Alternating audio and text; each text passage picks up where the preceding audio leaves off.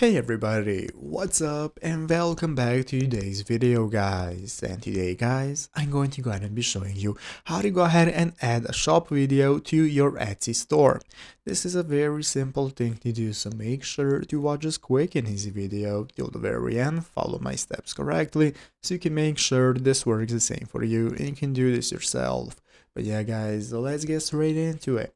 So the first thing we want to do is to go ahead and open up the official Etsy website right here, etsy.com, if you have not already. So after opening it up, this is going to be the main page you are greeted by. From this home page, the first thing we want to do in the upper right corner is going to log into your account. So if you do not already have an account, using the option right here, you can go and sign up for one. If you have one, just go and log in normally. So once you have logged in, now we can get started with accessing our Etsy store. Right here in the upper right corner, you have your shop manager. This option is going to enable you to go and create and set up your store if you do not already have one. If you have one, you can just log in normally. So once you've logged in and accessed it, now we can get started. As you can see right here in the official Etsy help center, we have an article on how to add a listing video. So you're going to go to the shop manager icon just like I showed you right here, and once you open it up, you're going to select the listing. So open up the listings menu and then you're going to choose the listing you'd like to add a video to.